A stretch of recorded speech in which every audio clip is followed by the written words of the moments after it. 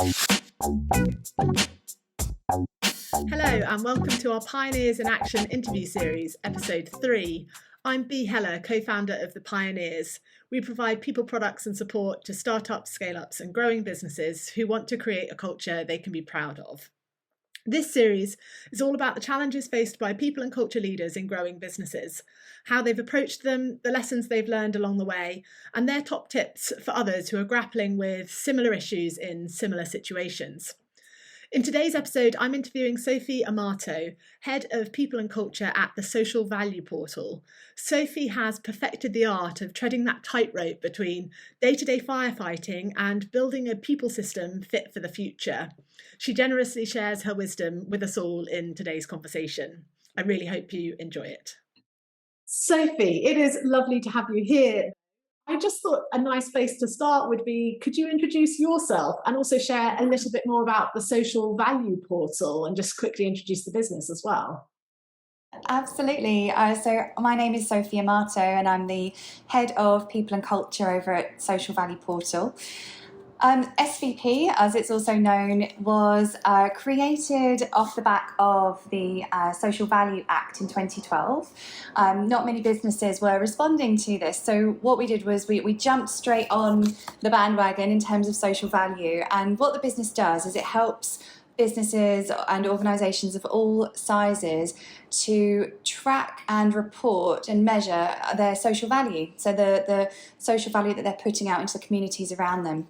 And we have a bespoke portal that allows them to do that. We are now a company of about 100 people and growing fast, looking at ways that we can develop potentially on an international basis. So yeah, it's all very exciting at the moment over at SVP. And when did you join? I have been there now for 6 months. And can you just set the context for me from a people perspective? How many were you when you joined? How many are you now? And what are your sort of growth plans in terms of the number of people that you're sort of contending with, I suppose, within the people function? So when I joined 6 months ago, the team were about 80 people. We've grown by about 20 within the last 6 months. When I actually joined SVP, it was just, I was the first head of people and culture to join. We had a people and culture manager, and when I joined, we also hired a people and culture executive. So we were a team of 3 leading this business of between 80 and 100. And since then, we've also hired our own talent manager to look after the internal recruitment and talent acquisition process. And we also have an amazing intern to help us on an ad hoc basis between his university studies. So we're a team of almost 5 now in people and culture. And I presume that's actually a relatively big team for a company of that size. Does that sort of reflect the growth plans for the business over the next 12, 18, 24 months? Yeah, I think it reflects the growth plans, but it also reflects how the business perceives people and culture as a function and the importance that they place on it. You know, they don't see people and culture as a nice to have, they see it as a business priority. And I think that's reflected in the amount of investment they've made in our team. Yeah, that's really lovely. And so what was it about SVP that convinced you this is the right next opportunity for me? Well, funnily enough, the reason SVP piqued my interest was because I didn't immediately understand the proposition, and that may sound a bit strange, but I was actively looking for a role and I had interviews lined up with a few well-known lifestyle brands and a co-working space and even some electric vehicle businesses. And these were companies that I could quite easily prepare for, and I quickly got to grips with their models, and it was all very straightforward. But SVP was a business that made me stop and think. And the reason I say that was because it hit me, wow, why aren't other businesses doing this? And I hadn't heard of a business that were actually taking that stance in terms of social value before. So I had to take far more time to prepare for the interview, and I had to research the offering, and it was quite niche. But the more I read, the more excited I became, and this was a business that was created to make good go further, which is why I became so interested in becoming their first head of people. That's really interesting. I presume that has had a big impact on the way in which you've thought about people and culture at SVP as well, as in how you attract people to come and work for you and to join you? So many people come to us with such big aspirations, not just for their career, but on a personal basis, because they want to do good themselves in their careers. It's no longer acceptable for businesses to be entirely focused on profit. They need to demonstrate what they're contributing to society. We've recently obtained our certificate as a B Corp as well to promote this, but we are essentially here to set tangible action and guide organisations through the process of creating social value in their communities. And that is something that hugely appeals to candidates. So we do get a lot of inbound applications, a lot of internal mobility as well, because people are really looking for an opportunity to do something for good. It is quite interesting because we are still a small business, so we do have to do a lot of, not convincing, but assuring people that we are the business to join to propel their career in this relatively new space. Yeah, I can imagine a lot of other scaling businesses being actually quite envious of that inbound pipeline of talent. But everybody faces, I think everybody who's in this scaling world, not a well-established, known brand, has this challenge of selling what it's like why they should come and build their careers here. And we'll go on to talk about a lot of the work I know that you've done in that building the career progression frameworks and those sorts of things to address that. But before we jump there, you joined. Were there any surprises? Having done all that preparation, what was the main thing that surprised you when you joined SVP? So I think the biggest surprise was that there was, well, just to hop back a step, there was very little infrastructure that was in place for people and culture for a business of that size. They were, as I mentioned, about 80 people upon my joining, and they had a great set of benefits, really good employee benefits, but nobody knew what they were or how to access them. And they had some really great, robust policies, but they weren't communicated. They onboarded a lot of people, but they weren't really measuring the experience or the effectiveness of that onboarding. So some fundamentals were in place, but they needed a lot of work. So I suppose that was a surprise in itself for the sort of stage that they were at as a business. But one of the biggest challenges, I suppose, was to carve out that people and culture strategy whilst untangling existing processes, some of which were so ingrained within their long-standing employees, they were so used to them, and whilst trying to build credibility. Do you think that those elements of sort of the people experience or the people processes that they built but perhaps weren't being communicated, do you think they built them too early and therefore there wasn't the appetite in the business to absorb some of that information? Or actually, do you think it was because they'd neglected certain elements of the rest of the people processes around communication that was the challenge? Or maybe help me. What was your impression of that? I think they did everything they thought was the right thing to do to empower employees, engage them and support them. And the risk of doing things like that without a head of people in place is that there is that disconnect. The board and the execs are sat in the room saying, I don't understand why we've got such a high level of levers. We're doing everything right. We've got these amazing benefits. We are empowering people. We encourage internal mobility. But then there's the first thing I said when I came in was, well, do people know? Do people know they can move around and jump between teams? Do people know that they've got these incredible benefits? This 6 months fully paid maternity plus rejoining. If you return after 6 months, you get full pay for a 4-day week for a further 6 months, and a fully paid month for paternity. Do people even know that? So my first question was, it's the communication. How are we bridging this gap? Where can people easily go? It should be sort of 2 clicks to find your benefits, as far as I'm concerned. And it was encouraging the exec team to think of their employees like customers. People and culture as product, their employees are our customers. So how do we make things easy for them in terms of communication, processes, next steps, support, growth, the whole piece. So I think their hearts were in the right place. I think they did things at the right time. It was just maybe a bit too transactional. And that's when I came in and thought, right, let's just take a step back and put the fundamentals in place. I think that's a really interesting observation and a mistake I've seen repeated time and again, where you almost have this checklist. These are the people. This is the people stuff we need to do at these different points in time. But unless you see it as that whole experience, and as you talked about, you see it as a product that you are creating for your people, actually, you can tick stuff off the checklist really easily, but it has no impact at all for the people in the business. So I just think that's a really interesting reflection on where they were. Exactly that. And I see it time and time again with growing and scaling businesses. Their senior teams just don't quite understand what's going wrong. And as you said, they're ticking things off the list, thinking, well, if we do this will have an impact. If we do that will increase engagement, or that will increase retention.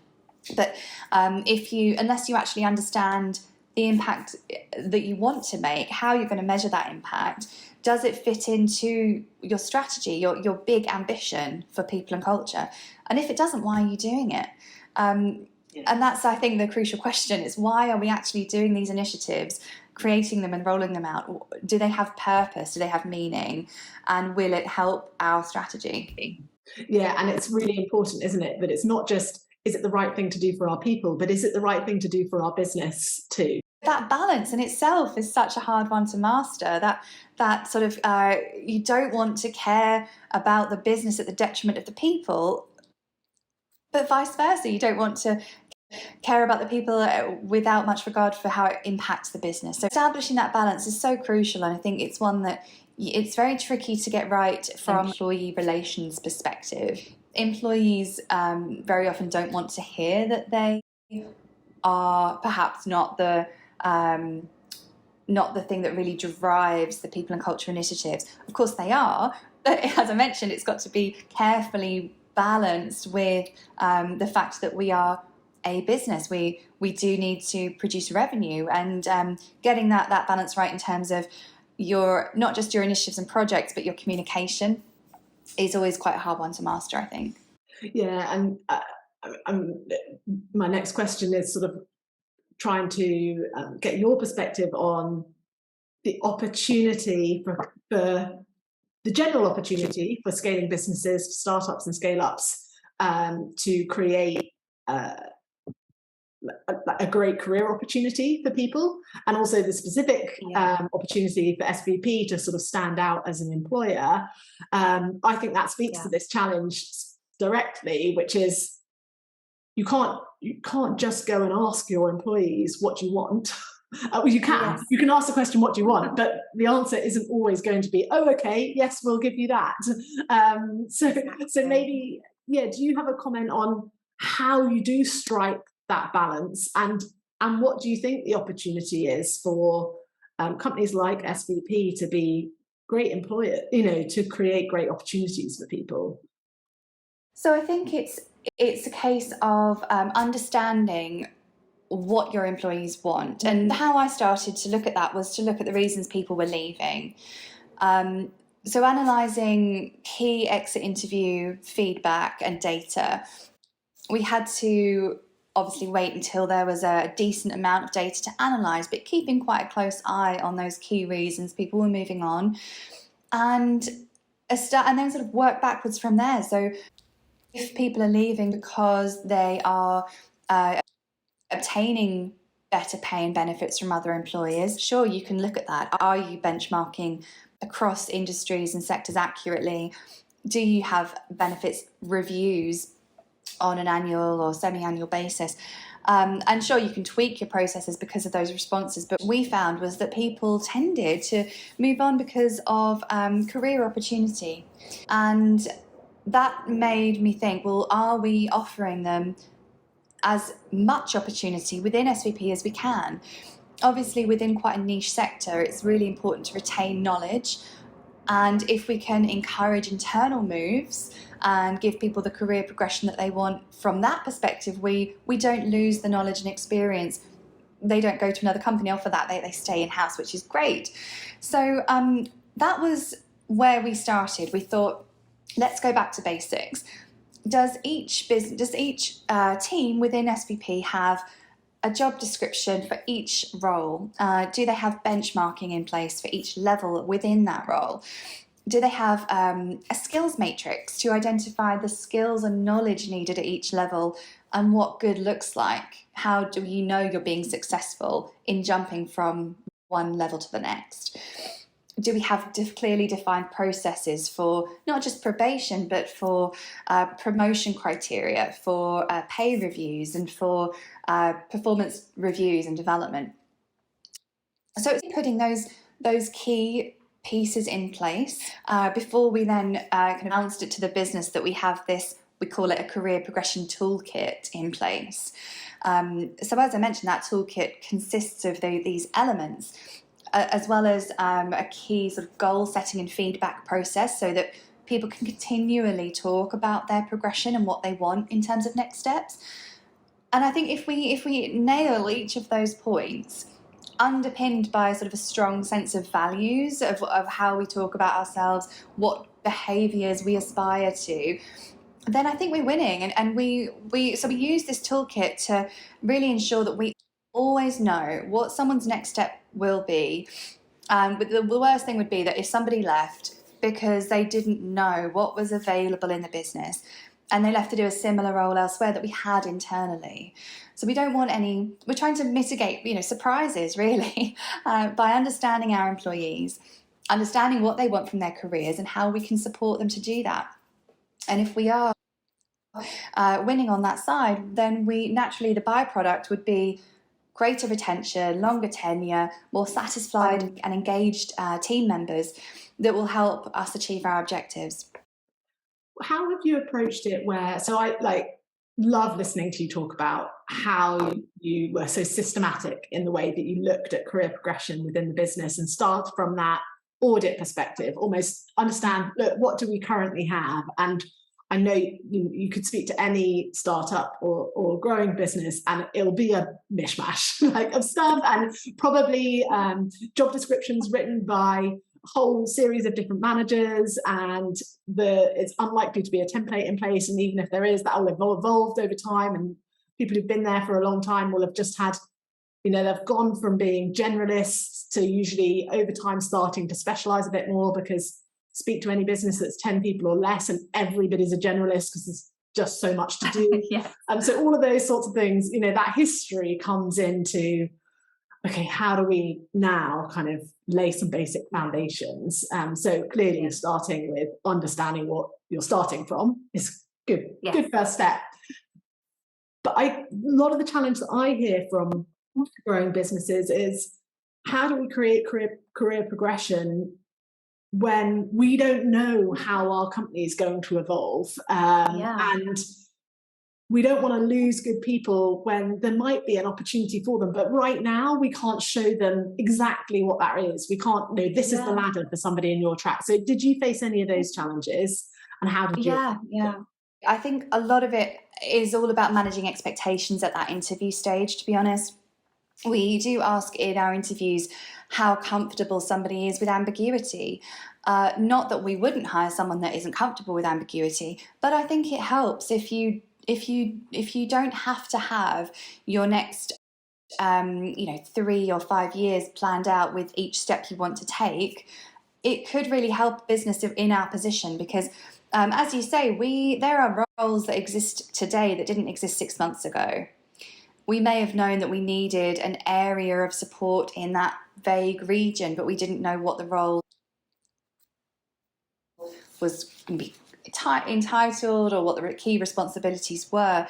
And that's the case for, I think, a lot of scaling businesses of around 100 people. So managing expectations is really key, and just having that continual feedback loop.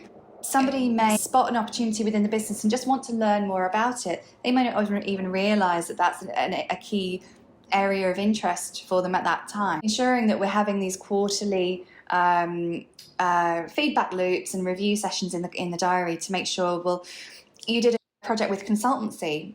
That's great. Then that's made you realise that could be a longer term career aspiration. Great, let's talk about that.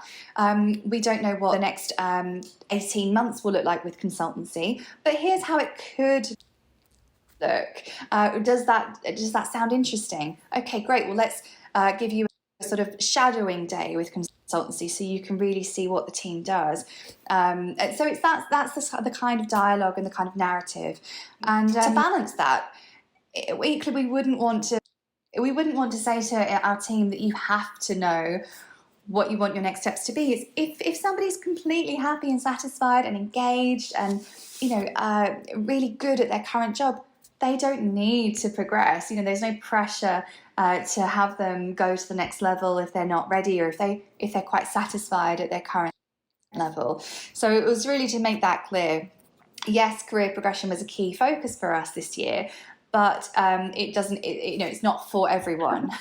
And have you thought at all, first question is that those quarterly reviews, do they happen with people's line managers, or are they something that they come and sit down with the people team and discuss? What's the mechanism for that? The current methodology is that they would sit down with the managers. So obviously they have weekly or fortnightly one-to-ones for a specific reason. We need that continual dialogue, and we don't necessarily want to store questions up for each quarter.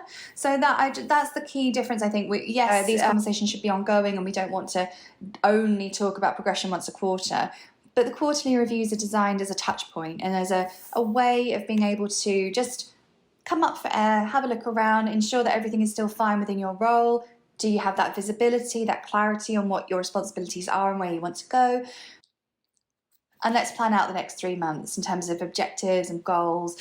However, the people team want to empower and enable our managers to lead those conversations. So people and culture are very much in the background, sort of, trying to provide our managers with what they need to be able to lead those conversations on their own. So that's how we tend to think of our approach to leadership. It's to provide the tools, the training, and the information managers would need to empower. So we encourage and we try to support those conversations, and then to enable. So when a manager does come to us saying, look, could you just lead this conversation? We try to just turn the table slightly and say, well, how about we have a meeting about this first so that you can lead this meeting? So it's very much about sort of gently pushing them in the right direction. And in order for this to work well, presumably you need quite a high degree of communication between managers or across the business as well, so that there is that knowledge of what the potential opportunities could be, because as we've discussed, it might look like this, but if you've got a manager who's sat in one team, and those sideways transitions are really important in scaling businesses, because there's a lot of, you can transfer lots of knowledge, and it creates those stepwise pathways. I mean, they're important in all businesses, let's be honest.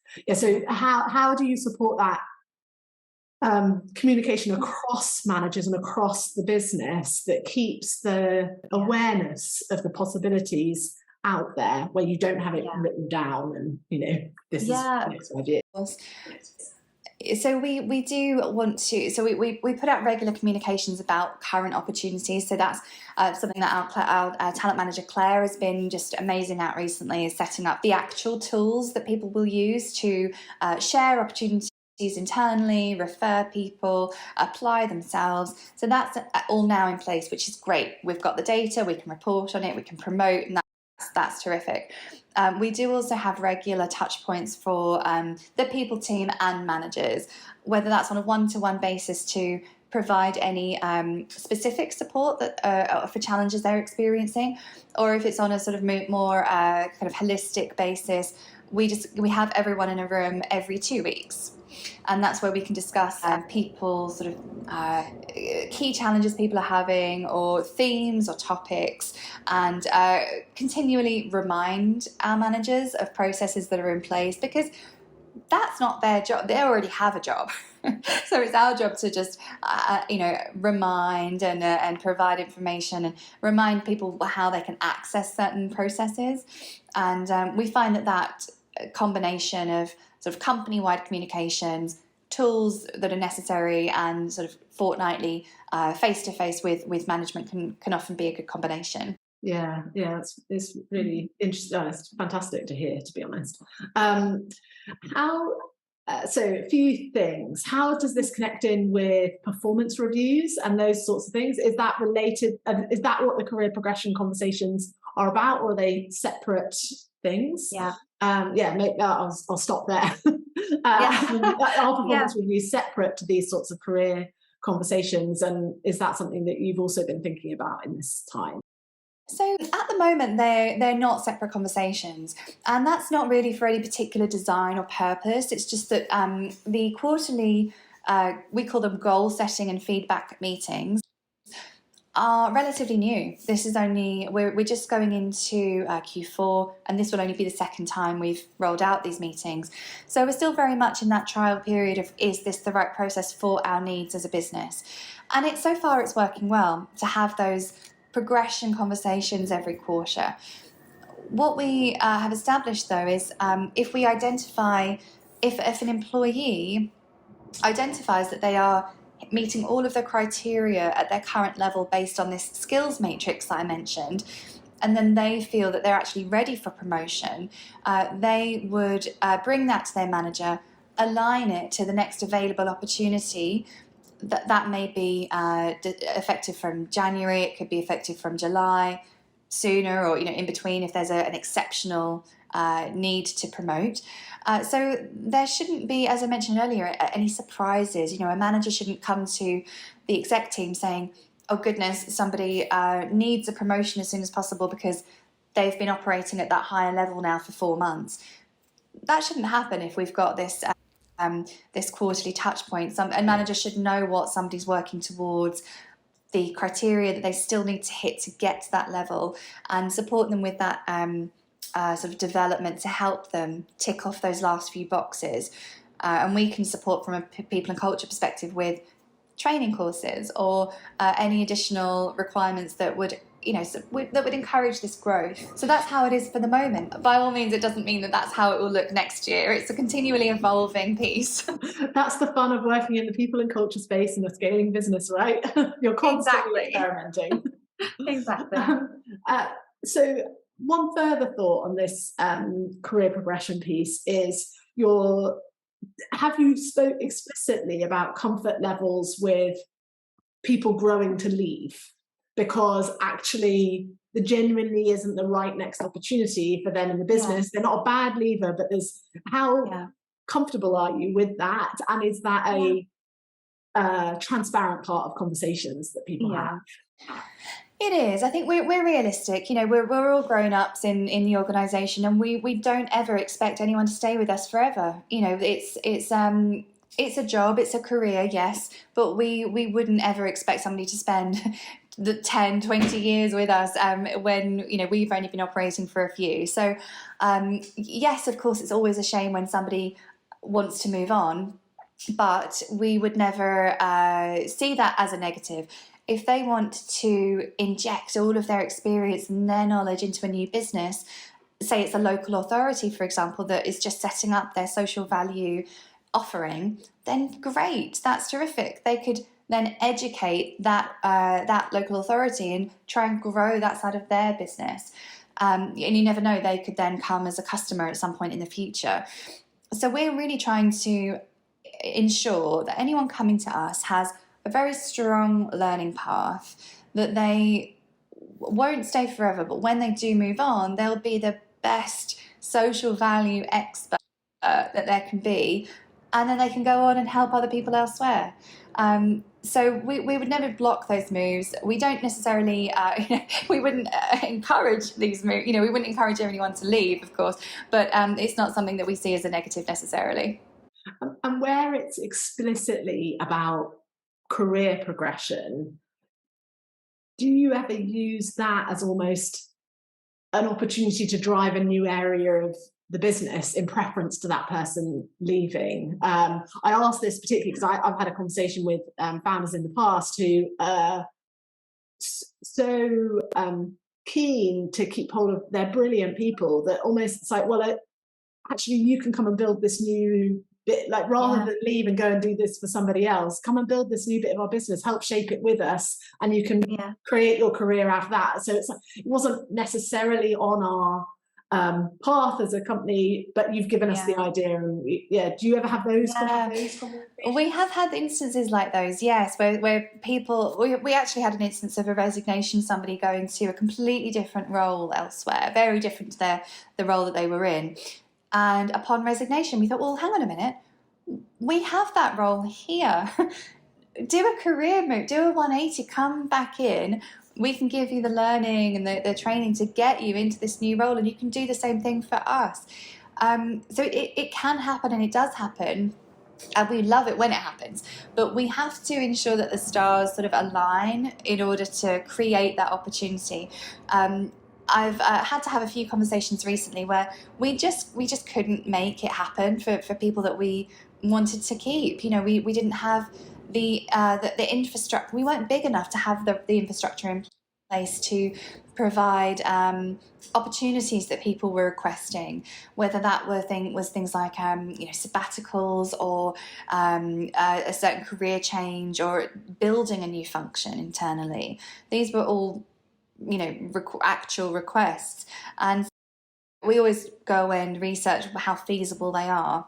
If we can make them happen, we can. But we're very upfront. We try and be as transparent as we can with our team. If we can't make it work, then we just have that conversation. And we always want to leave those doors open. If there's an opportunity that they're requesting that comes up in a year, let's send them the link and they can reapply for that. So it's, never say never, but when we can make it happen, then we will. Yeah. It comes back to that point that we were discussing earlier, which is, this you've got to balance people and culture is about supporting the people in the business, but we've got to do that in a way that also supports the business. And you're always balancing that line between the two of what do our people want and need, and how do we give that to them in a way that also delivers value for the business. And exactly, you're not established corporate of 20,000 people that can actually in some respects treat people and culture almost in isolation of the business when it comes down to the delivery of the day-to-day. That's the joy, I think, of working in people and culture and scaling businesses, is it's so integral to the business outcomes too. They're not these siloed functions. You have to treat it as a whole system. Absolutely. So, really interesting. Do you have it's early days, but have you noticed an impact yet? You mentioned that it's starting to work, or you've had a good response from that sort of first round of those review conversations. Generally, how would you describe the impact of these changes that you've brought in since you started? I would say excitement, I suppose, is the key. The key thing that I've noticed in terms of feedback and how it's been delivered. So I think it's had a positive impact so far. People that were really craving clarity when I joined the business. We needed visibility, we needed transparency. And it's all well and good to use those sort of buzzwords, but it was putting into play. It was allowing people to have that understanding of, right, this is the process that I need to follow, the people I need to inform if I want to make an internal move.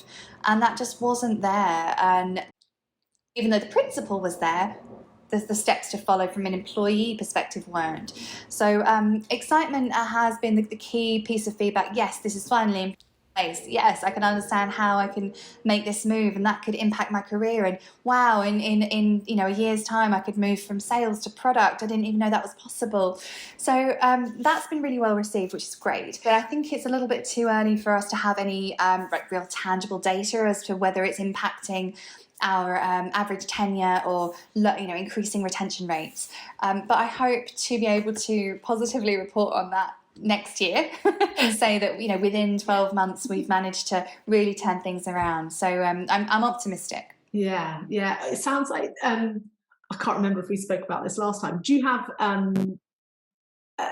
feedback mechanisms in place that are more than the conversations that you're having with people, engagement surveys, or we have spoken about on this call the exit conversations and that sort of data levers. What are the feedback loops that you have in place in the business or that you've introduced that have enabled you to know where you need to act and to start to see some of those early signs that the actions you are taking are having the desired impact? It all starts for us with interviewing. When people have finished interviews, we send them a feedback survey, especially if they don't get the job, because what have they got to lose? We want that honest feedback about their experience. When someone comes into the business and is onboarded, we want their feedback too, so that comes around the 2-month mark. Some may argue that's a bit too late, but the reason we don't send it in their first 2 or 3 weeks is because it's all so new. They may not have actually started to really crack on with projects yet, or they may still be really sort of caught up in the whirlwind that is joining a new business. So we send that around the 8-week mark to get some really good sort of chunky feedback on how we can improve someone's onboarding. And then they have these quarterly meetings, as I mentioned, with their managers. But we also take these pulse surveys and these employee engagement questions. That's so that we can get people's not just NPS score from an internal perspective, but real feedback on areas of the business that people are worried about or need a bit more support on, or that people are feeling really excited about. We also do ED&I surveys too, so we can again take tangible action for supporting people. So as an example, our latest ED&I survey identified that we need to have more support in place for people that are caretakers of adults. So how would we have known that we had employees who are caretakers of adults without that survey? So now we have a policy to reflect that people can take additional leave or time off, or just have a little bit more leeway and understanding if they need to look after someone outside of work. But we also have a section on our intranet which is for ad hoc feedback. If somebody wants to send an anonymous message to people and culture about anything that's on their mind, really, we have that in place. So we have these touch points across the employee journey, the last of which is this exit interview piece. And it's quite a long survey, if I'm honest. We send it to people in advance. It takes anywhere from sort of 30 to 60 minutes to complete. So we really want people to sort of focus attention on giving feedback on lots of different areas of the business, from their relationship with their manager to empowerment to clarity of the business's strategic objectives. And that's where we take a lot of data, and we're able to, similarly to people that didn't get job offers, people that are leaving the business tend to be much more upfront with how we can improve things. And we have made a lot of changes based on that information. Interesting. Yeah, really interesting. It's interesting to hear how you think about feedback across the entire talent life cycle, and how there are opportunities, throughout that journey for you to get insight into what that experience is like for people, and therefore how you can address those gaps. And I think that just shows that stark difference between when you arrived and where you are now, in terms of you can have the checklist of what you should be doing, but there's this is what we actually need to be doing.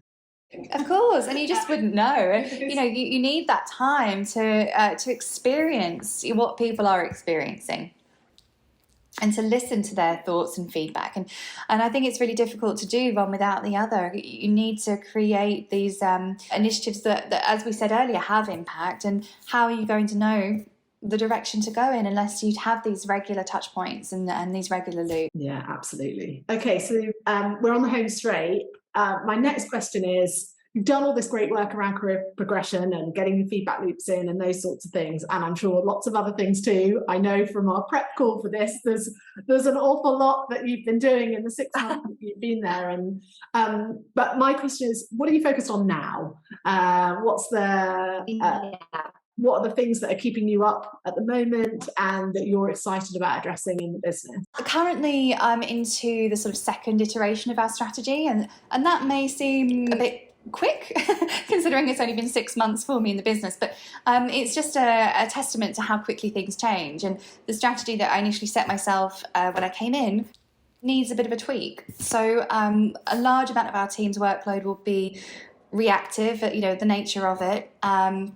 And when the days and weeks and months fly by, we need to be tethered by a simple approach that will help get us to where we need to be. So we've identified our leaky buckets, so to speak, and we've executed, as you mentioned, an enormous amount of work considering the size of the team. So now it's time to just refine and retune our sort of big ambition. So we are, on that note, specifically, we're undergoing a benchmarking exercise to ensure that we're not just in line with the market, but also helping our people managers. And I mentioned this toolkit that we're equipping our teams with. So that's the big project for us at the moment, making sure that each team, we've got our sort of master in place. So now it's just a case of creating that toolkit for each team and rolling it out. And a key project that we're also working on is empowering and equipping the managers with what they need. So we're rolling out the first ever SVP leadership kind of leadership training, if you like, this week, and that's taking place across 2 days, Wednesday and Thursday, and that is to ensure that we're aligning our approach when it comes to leadership. So leadership from an SVP's viewpoint.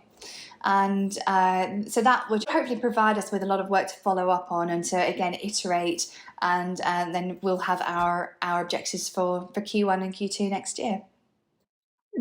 Listening to you talk about how you identify what should the next focus area be, this key thing I think that I think a lot of heads of people or people who work in this space in growing businesses grapple with is this balance between reaction and proactivity. Yeah.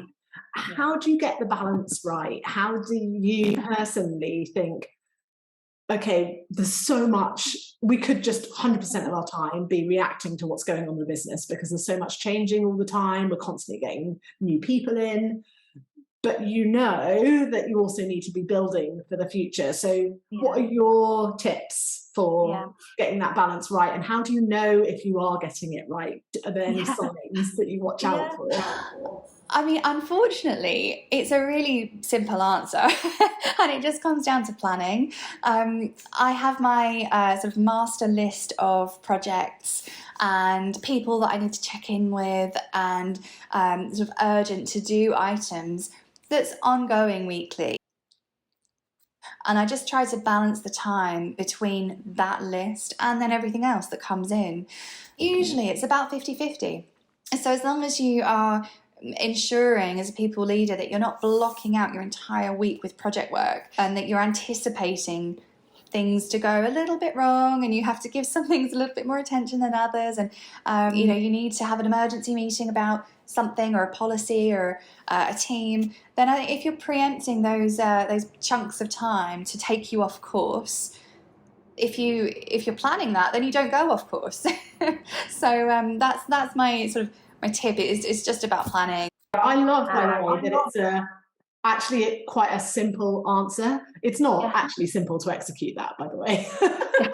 But I love that in the theory of it is quite straightforward. It's like, have a really clear idea about what it is that you want to achieve over the next 6-12 months. Like, these are the projects, and make sure that you're planning in the time for that and giving yourself leeway within that to continue to do the reactionary stuff that's always going to come over the desk. Yeah, absolutely.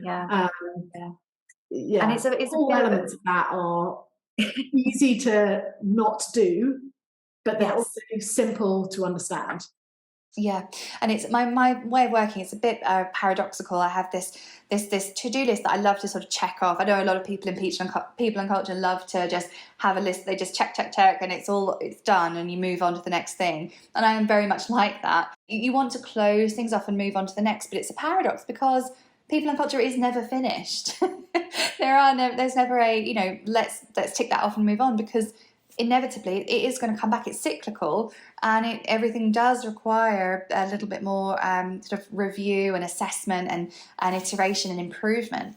So that's generally the way of working that I encourage within the team. It's, yeah, great, complete this project, tick it off, roll it out, move on. But don't forget to come back to it to see how it landed and how you need to change things for next time. So that's a sort of a tip for us being successful as a team, really. It's that mindset. Yeah. Yeah. And so how do you know if you're getting the balance right? Have you had a chance to gather your thoughts on that? Are there signs of... I think it's if people understand, really, I suppose it's if we're getting things right, we're not inundated with questions and queries after we've rolled something out. It's clear, the purpose for us producing it is clear. What the action that people need to take is clear, and the follow up, everything's sort of neatly kind of tied up. So if things haven't gone to plan, we are inundated, because clearly something hasn't gone quite as it should have been delivered. So I suppose that's a sign that we are getting it right, if things are just smooth and calm. But I guess you're actually seeing it happen too. Yes, because exactly. you're not the people, and that's why I asked the question earlier. Do you facilitate those reviews? Because in smaller businesses, sometimes that starts to happen. The people team almost own the conversations, and it's really hard to row back from that then, because you don't breed into your managers that actually this is their responsibility and stuff. So I think absolutely, it is, in my view, really critical that managers are owning that, supported by the people team.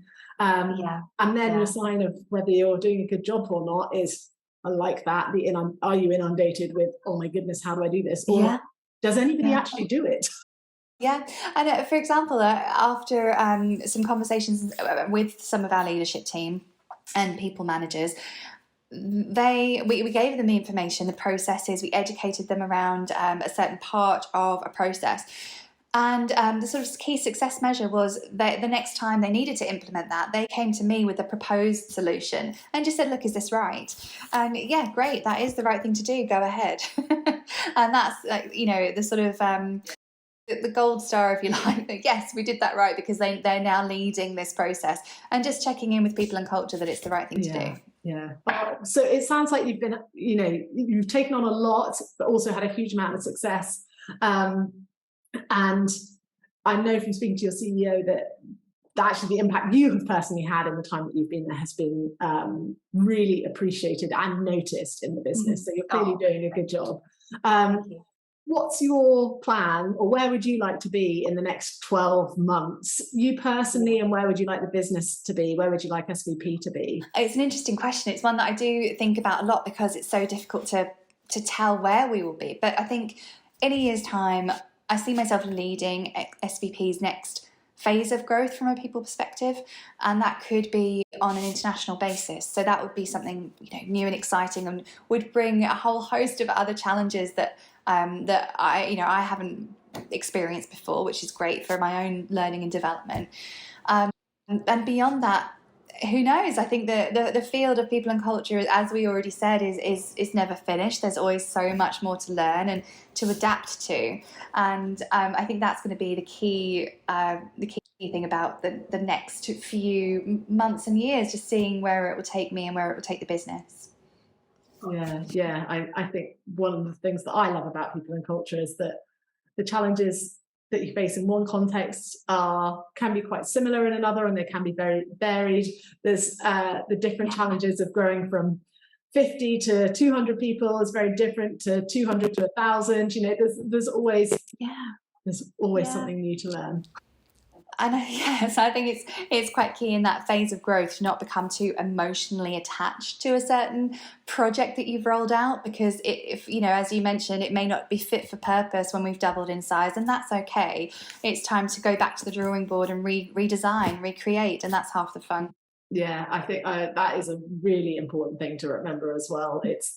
It can feel like your baby. It's the product you're building. But it's the product that only works for a period of time, in exactly the same way as businesses find when they're building that for their customers. If the customer doesn't need it anymore, or it's not the thing that's in demand anymore, Got to Exactly. go out and start again. So yeah, it's worth remembering. Thank you so much, Sophie. Thank you for sharing all your knowledge and insight and experience from the last 6 months. I think that'll be hugely valuable to other people leaders who are in similar businesses going through. We're all going through similar sorts of challenges. So it's great to be able to share that with others. That's a pleasure. Thank you for your time. In next month's episode, I'll be talking to Sophie Thien. Having started her working life at IBM, Sophie soon realised that startup land was where her heart was really at, and earned her stripes as head of HR at Revolut and then 11FS. She now specialises in helping to build HR and people teams for early stage startups. She has a wealth of experience to share with those of us who are determined to build companies with great cultures from the outset.